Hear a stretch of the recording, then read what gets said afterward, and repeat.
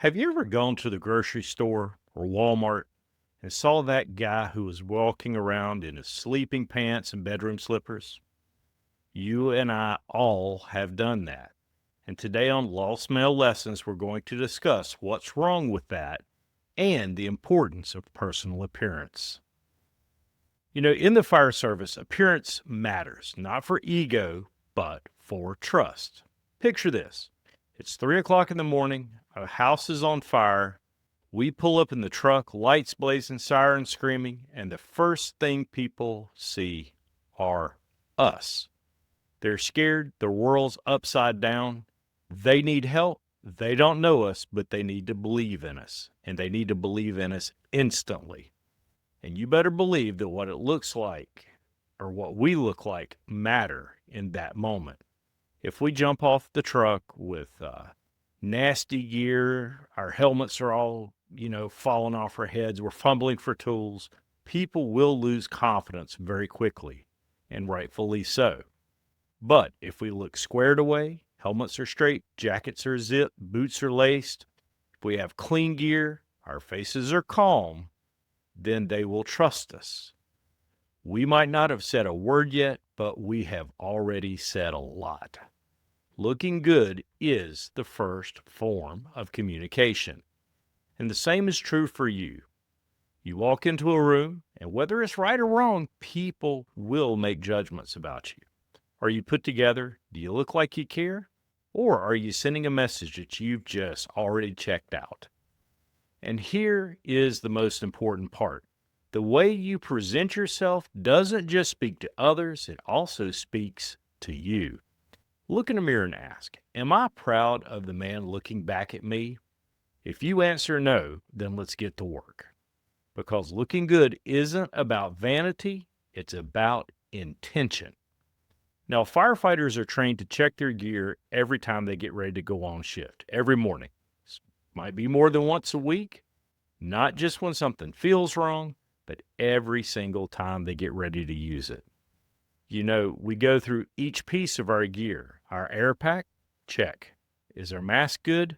Check. How about our flashlight? We make sure it's working. Our boots? Check. They're clean. Our uniform? Yep, not wrinkled. Here's the truth. Most of the time, there's nothing wrong with the gear we check. But every so often, you catch something. And that's something that could cost you your life. That's the lesson. Discipline isn't always glamorous. It's showing up, repeating the process, and taking pride in the details, even when no one's watching. And discipline applies in your everyday life as well. You have to do things like making your bed, trimming your mustache, your beard, shaving, polish your shoes, iron your shirt, drink water instead of soda, keep your room clean, keep your truck clean, keep your phone out of your face.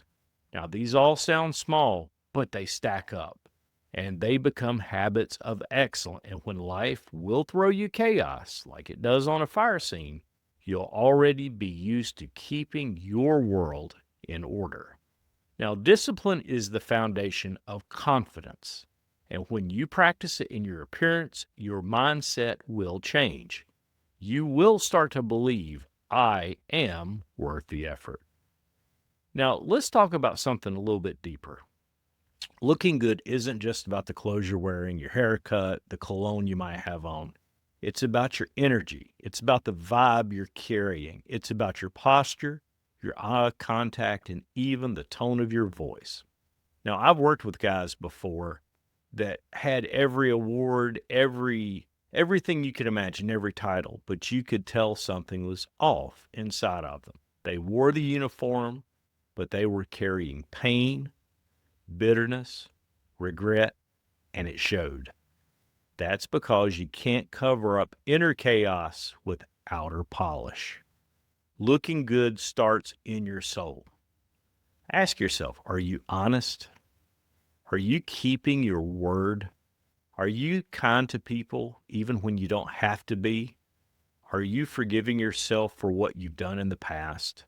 Or are you forgiving others for what they didn't do? Now, you can wear the nicest jacket in the world, but if your heart is hard and your light doesn't shine, people pick up on that. You start blending in, you start fading out, you become invisible. Not because you're not valuable, because you're not whole. So start looking good. Start cleaning up your heart. Start journaling. Talk to a mentor. Maybe you need to confess something that you've been hiding. Ask for forgiveness. Cry if you need to. Seriously, it doesn't make you weak. It makes you real. Now, the better you feel inside, the more you'll radiate strength to the outside. And people will notice, and you'll walk into a room differently, not because you want attention, but because you're centered. Now, if there's one thing that the fire service teaches, it's that people follow presence. Every team has that one guy who walks into the station and everyone straightens up, not because he's yelling, not because he's big, bad, or the toughest, but because he carries himself like a leader. He's the guy that shows up 10 minutes early. He's the guy whose gear is always squared away. He doesn't gossip. He doesn't complain. He listens before he speaks, and he stays calm during chaos. That's a man that people trust. So here's a question. Are you becoming that kind of a man? Are you becoming someone others feel safer around?